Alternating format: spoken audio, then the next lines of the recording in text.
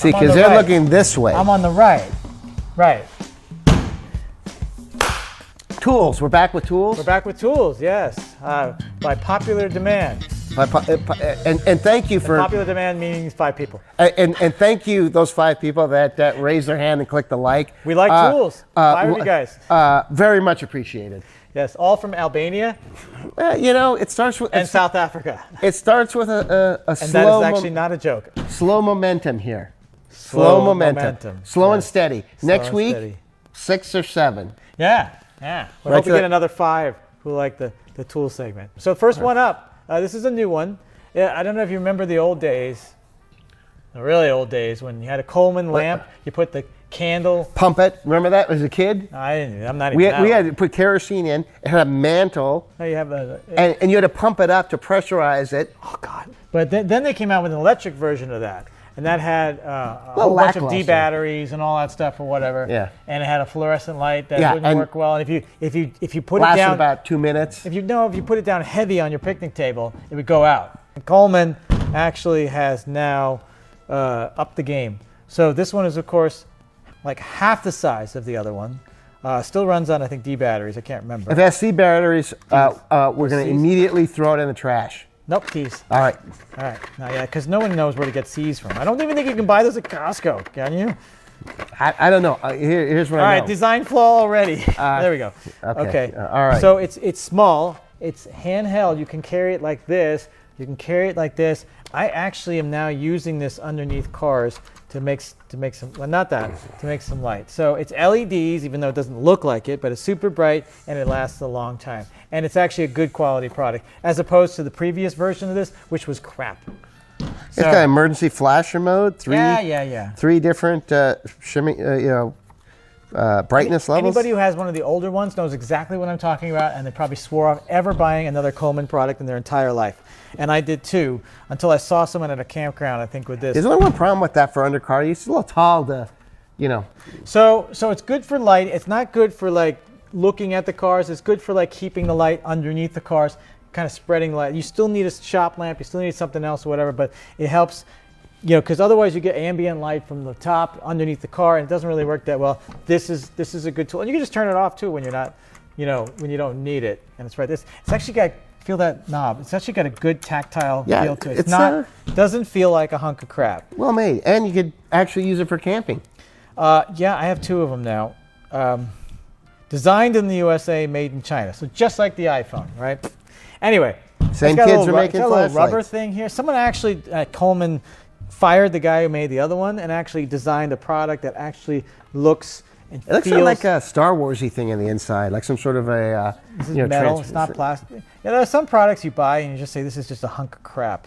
This is not. This is pretty good. I mean, someone actually thought about this one. Plus, when we have our rolling blackouts in California, bam. Yeah, I recommend this. It's pretty good to have these. That's the only thing I don't really like. That's another thing is that if you spin it all the way to the right, because it's this silly, goofy, blinking thing. If they were that's for trains. No, if they were doing it right, they put the blinky thing over here or like way over here, because everyone just goes, oh, I want to put on a brightness. Oh, now it's blinking. I go back one. So you end up blinking yourself, and it's just slightly annoying, but that's a very minor thing. So there you go, Coleman lamp. So another tool that I hated. What did that cost you, by the way? I think it's like $40. Maybe $30. With batteries or without? I don't know. Never. Batteries are never included. Not D cells. I don't know. I just got a big pile of batteries. Yeah. So another tool I used to hate and have a love-hate relationship with was the Dremel tool. So Dremel tools, were always very poorly made. Kind of. They would vibrate. They would there's different qualities. There's speed on, speed off. They break. You ended up cutting the cord and all that stuff because it's in your way or whatever. You better slow down with your cutting tools there. Yeah. No, so my son had one of these at school because they give all the dangerous stuff and good stuff to the kids for school. And I was like, no, cordless crap. I don't like cordless stuff because in the old days, if anyone lived with NiCad batteries, those things never worked. They couldn't be charged all the way. You had to let them run down all the way. Otherwise, they get battery memory and stuff like that. Lithium ion has changed the world. This is a cordless Dremel tool. It's a small battery. It's actually pretty damn. You don't have to worry about cutting the cord on this one because you're always like, and you get sparks flying because you cut your electrical cord. Does that ever happen to you?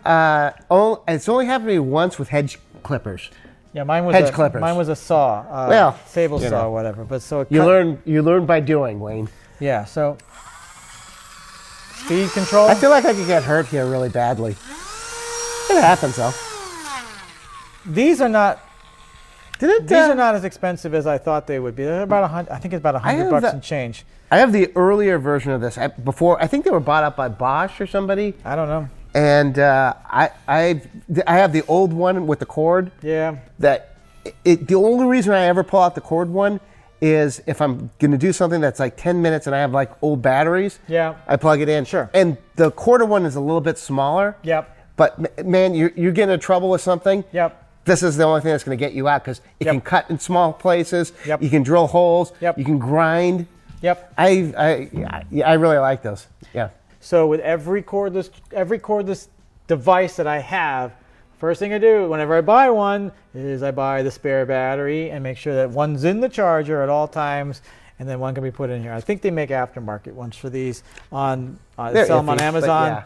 All those aftermarket batteries, they always suck. But sometimes they're like 1/10 the cost. So. I just had to buy 2 new ones for mine. Mine's the earlier version, so it's not a 12 volt, but it's a little smaller and it works great. I think that's the tool I use more than anything, the micro cutoff. Okay, cool.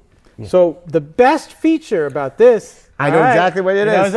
It's like in the old days, you get the little screw and the thing breaks up. First of all, you should always use the carbon reinforced bits, okay? This is the only way to go. Everything else, you go, and your bit's gone. And you're using 10 How about bits a stack to cut of them? through. Yeah, you buy a stack from them. You can also buy them at the swap meets and stuff like that. But this is, the guys at Dremel, just like the guys at Coleman, were thinking. So they have a new quick release, how do you collet on the end here. Oh, so that's even trickier than what I have. Yeah, your quick release column. So you come down here and you take it out and you spin it out like that, and it just comes out like that, and it literally takes 3 seconds to do. Yeah, it's pretty cool. Oh, but here's the catch. I know. Yeah. What's the catch? The catch is you have to buy the brand. You have to buy the Dremel brand or some fancy brand, whereas the other one you have that screwdriver bit and the screw that you always lose. Oh my God, the thing is tiny and all that. You need like tweezers to get in there. Almost invisible. Normally, I would say this is just a regular tool, but I didn't really realize that the cordless versions have gotten so much better. I think that's like the Bosch equivalent because they make a smaller one as well, or they used to anyways. Yeah. But that looks like the Bosch battery. It's got a good feel to it too. It's got a rubber. It doesn't feel cheap. You know, some of the other Dremel ones, or the Craftsman's, they'd start to vibrate. I had a Craftsman one. And take it out of the box and it vibrates to hell. No, it ran fine, but as soon as you tried to use the little cutoff tool, instant as you touched it, it would just shut off. It didn't have any torque. Yeah. These at least make some power. Right. The battery power ones are not as good as the plug-in ones, but the ones I had from Craftsman back in the day, I ended up just ditching them because they were so freaking awful. Yeah. It was embarrassing. Speaking of that, we need to talk about bandsaws one of these days, but not right now. All right. You know what that is, right? Oh, a fire blanket. I got one of those for Christmas. Actually, I got 2 of them for Christmas. So your wife obviously saw the commercial of us talking about fire extinguishers. Sister-in-law, because we do like the white elephant kind of thing where we put names into a hat and then you pick some sort of family member to torture with a bad gift. So usually I get things that don't fit. It's also that YouTube ad before the Valve Guides show that they show the guy. It's barbecues on fire. Barbecues on fire. Look at this. So I'm never gonna be able to get it back into that case if I opened it all up like that. Look at this. It's like that material. Yeah, it's fiberglass. It's the same material you kind of put on the. It's kind of like a poor man's welding blanket. Yeah, I wouldn't really rub it too much because fiberglass never really bothered me. It depends on the fiberglass. Sometimes, I don't think I'm getting it, and then I go to bed. And I'm like, sometimes over back of your arms. It never really bothered me.